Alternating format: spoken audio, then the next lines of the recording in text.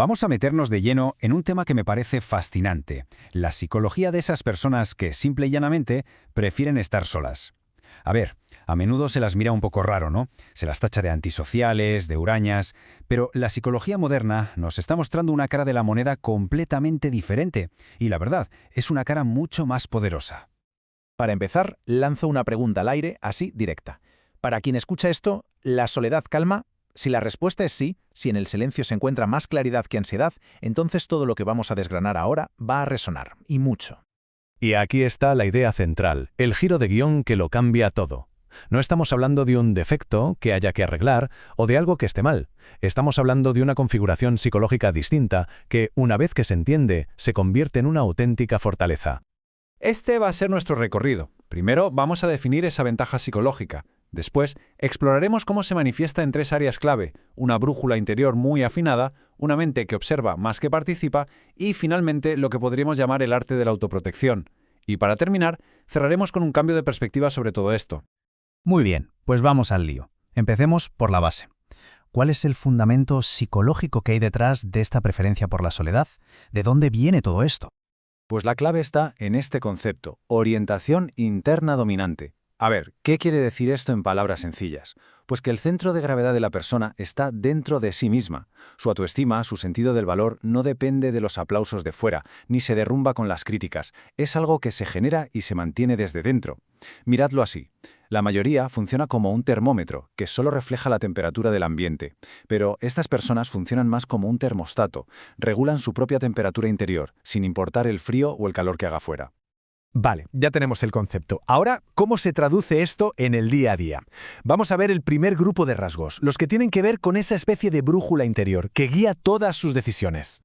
El pilar fundamental de esta brújula es que no necesitan que nadie les esté diciendo constantemente que lo hacen bien.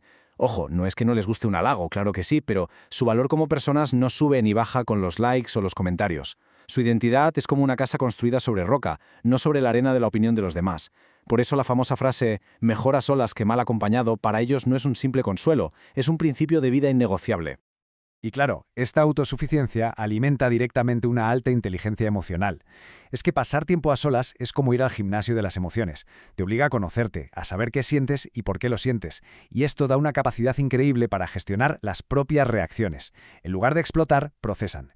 Y eso les permite poner límites muy sanos, saber cuándo retirarse de una discusión que no lleva a ninguna parte y, en resumen, proteger su paz interior como un tesoro. Y si juntas una identidad sólida con una inteligencia emocional alta, ¿qué obtienes? Pensamiento independiente. Vivimos en un bombardeo constante de opiniones, de ruido. La soledad es como crear una burbuja de silencio donde por fin puede surgir el pensamiento propio, el genuino. Estas personas no se tragan las ideas solo porque todo el mundo lo dice. No. Las analizan, las cuestionan, y esto las convierte en mentes muy creativas, muy originales y, por supuesto, muy difíciles de manipular. Pasemos ahora al segundo bloque de rasgos, que definen una mente que no se conforma con mirar, sino que necesita ver, la mente observadora. Esto es interesantísimo porque redefine por completo lo que entendemos por silencio. No es timidez, es estrategia. Mientras otros están ocupados llenando el aire con palabras, ellos usan ese tiempo para recopilar datos. Se fijan en el lenguaje no verbal, en el tono de voz, en lo que no se dice. Están procesando la información a un nivel mucho más profundo y eso les permite ver las corrientes subterráneas de una conversación que a los demás se les escapan por completo. Y este rasgo va totalmente de la mano del anterior. No se quedan en la superficie de las cosas. La soledad les empuja a la introspección, a hacerse las preguntas que de verdad importan. ¿Por qué me siento así? ¿Esto es realmente lo que quiero para mi vida? Es un trabajo mental que a veces es incómodo, seamos sinceros, y por eso muchísima gente lo evita llenando su vida de ruido y distracciones. Ellos, en cambio, lo ven como una herramienta de crecimiento fundamental. Y esto nos lleva a lo que podríamos llamar una habilidad psicológica de nivel avanzado: estar a gusto en el silencio. Para la mayoría de la gente, el silencio es un vacío que hay que llenar como sea. Para ellos, es un espacio que hay que proteger. Es su botón de reinicio, su herramienta para poner orden en el caos mental del día a día. Porque en el fondo, tenerle miedo al silencio es tenerle miedo a la persona con la que te encuentras cuando todo lo demás se apaga. Llegamos al último grupo de rasgos que tiene que ver con una habilidad absolutamente crucial hoy en día: saber gestionar la propia energía y poner límites claros.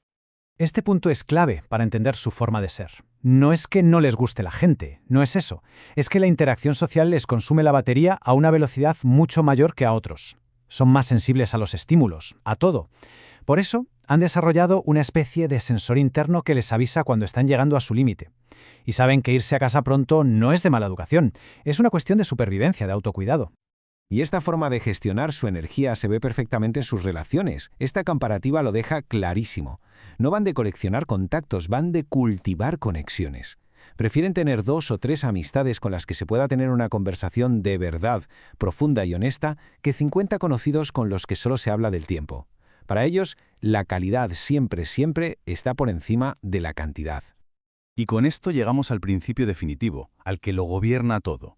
Su paz mental no es negociable. No van a entrar en dramas innecesarios, ni en discusiones por ego, ni van a perseguir el caos. Han entendido que la tranquilidad interior es una de las formas más elevadas de riqueza que existen, y la protegen con uñas y dientes. Si una relación, un trabajo o una situación amenaza esa paz, se van. Y no lo hacen por frialdad, sino por un profundo amor propio. Entonces, después de haber visto todo esto, ¿cuál es la gran conclusión? ¿Con qué nos quedamos? Pues con un cambio total de perspectiva.